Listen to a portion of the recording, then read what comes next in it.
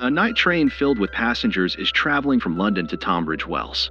The conductor announces the upcoming stops. Tunbridge Wells. The conductor announces the upcoming stops over the PA system and requests that passengers have their tickets ready for inspection. Among them is Dr. Louise Shear, who is heading home with his young son, Max. Louise falls asleep while Max plays with his toys. Louise soon wakes up, surprised to find they haven't yet left London. Seizing the moment, Max suggests they play rock, paper, scissors, and Louise agrees, provided Max sleeps a bit afterward. Just as they start playing, Louise receives a phone call. The carriage is too noisy, so he steps into the lobby, where a colleague informs him of a serious accident and that many patients are being taken to the hospital, requiring his assistance. During the call, Louise notices a friendly woman named Sarah, an event organizer, chatting with Max. As Max plays, he accidentally spills his coffee. Louise returns to the carriage and apologizes to Sarah for the mess, offering to pay for cleaning. Sarah jokes that he could buy her a new coat instead, laughing it off as she's had a tough day. Louise and Sarah continue their conversation, clearly enjoying each other's company.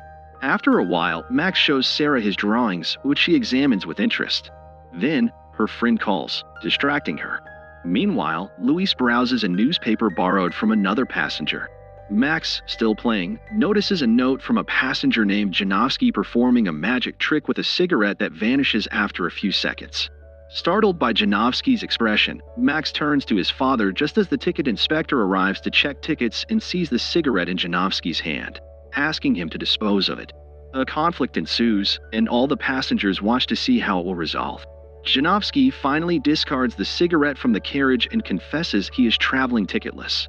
Meanwhile, Max picks up his toy and starts playing near the seat door. His father warns him of the danger, but Max ignores it. Suddenly, the door swings open at high speed, and luckily, Louise catches his son just in time to stop him from falling. Frightened, Louise scolds Max, takes his toy, and tells him to stay still. After calming down, Louise gently explains to Max that his play could have caused serious harm and urges him to be more cautious. At that moment, the ticket inspector arrives to check tickets and suggests seating the child for safety. Sarah interjects, emphasizing the need for automatic locks on the doors. The conductor asks if Sarah is Max's mother, to which Max quickly replies that his mother has passed away. As the train continues and the number of passengers dwindles, Louise notices a strange man in a helmet getting off at one stop, only to return and enter the lobby. Louise and Max briefly fall asleep, and during that time, someone attacks the conductor at the next stop.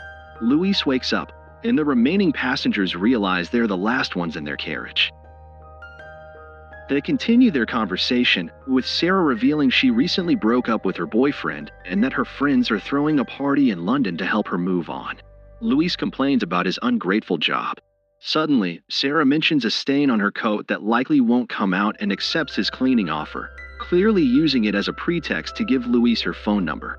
She then suggests he rest, promising to wake him before their stop, and puts on her headphones to listen to music.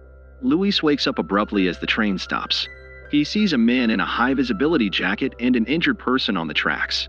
As the train resumes, he tells Sarah he'll be back soon and goes to find the conductor.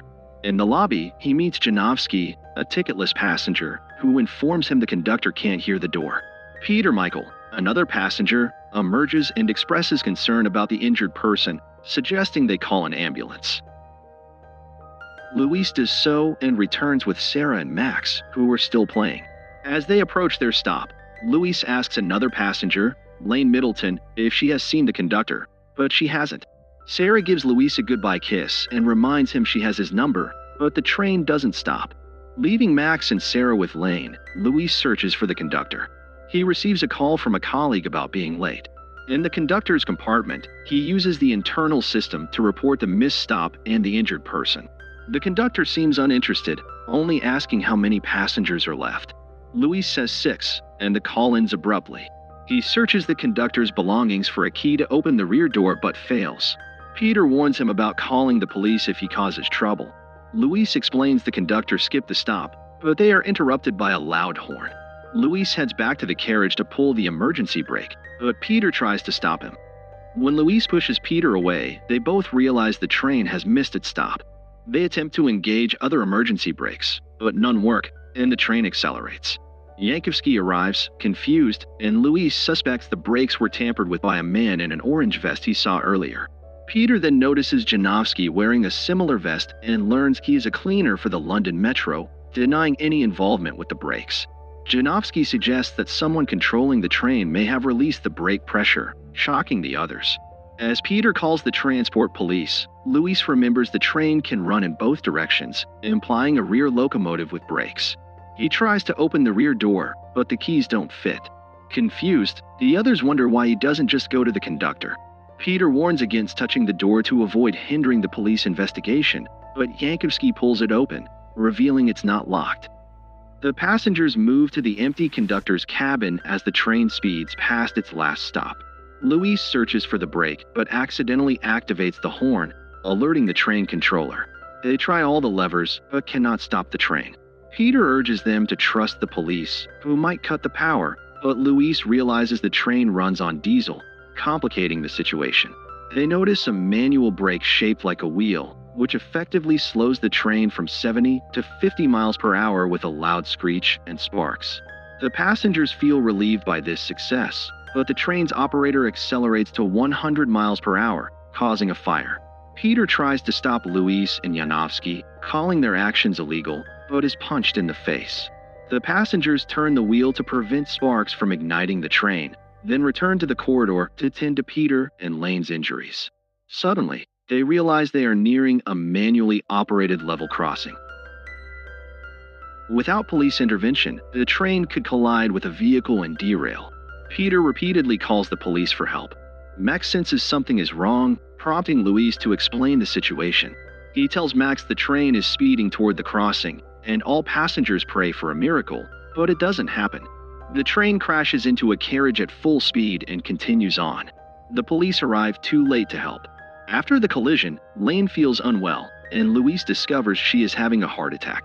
He attempts to resuscitate her for about 10 minutes but cannot save her. Finally, the passengers urge Luis to leave the track and go to the engineer to try to open the door again. Luis and Janowski vigorously attempt to break through the first of the two cabin doors with a fire extinguisher and an axe, but they fail. Eventually, Luis breaks the glass of the first door and climbs into the lobby, horrified to find the ticket inspector asphyxiated. Luis calls for the engineer to open the door and stop the train, but receives no response.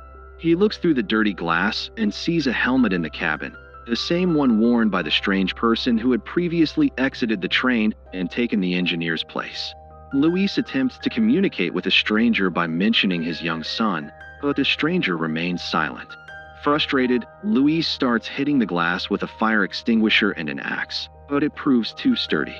Meanwhile, the stranger continues honking the horn, demanding that Luis stop trying to break into the cabin.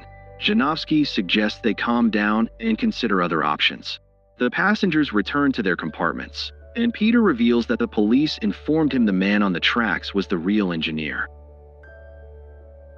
However, Luis insists he saw this strange man on board, heading toward London Bridge, likely having strangled the conductor, activated the emergency brake while it was still functional, and then released the brake pressure before taking control of the engineer's cabin. Suddenly, Peter remembers a similar incident from 30 years ago when a train crashed into the buffer stop at a station, resulting in the deaths of the engineer and 40 passengers.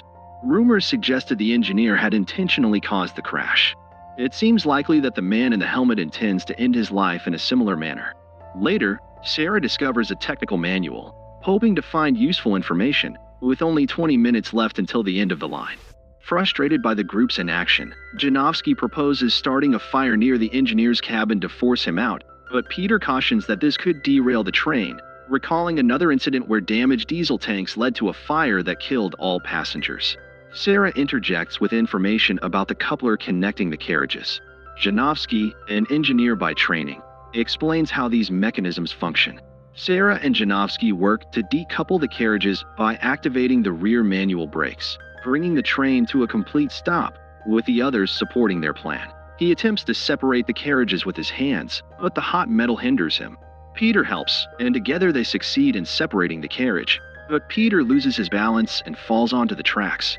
Janowski and Sarah hurry to the manual brake to slow the train, while Luis is trapped in a carriage on fire from a fuel leak just before a massive explosion. Luis leaps to safety in another part of the train. It's likely the strange person who replaced the engineer doesn't survive the blast. Janowski and Sarah manage to stop the train. Luis loses consciousness, but later wakes up outside, being carried by Sarah, as he sees his burning train and police helicopters overhead. Sarah tells him she has called an ambulance and jokes about finally reaching the hospital. The surviving passengers celebrate their rescue, but the identity of the mysterious engineer remains unknown.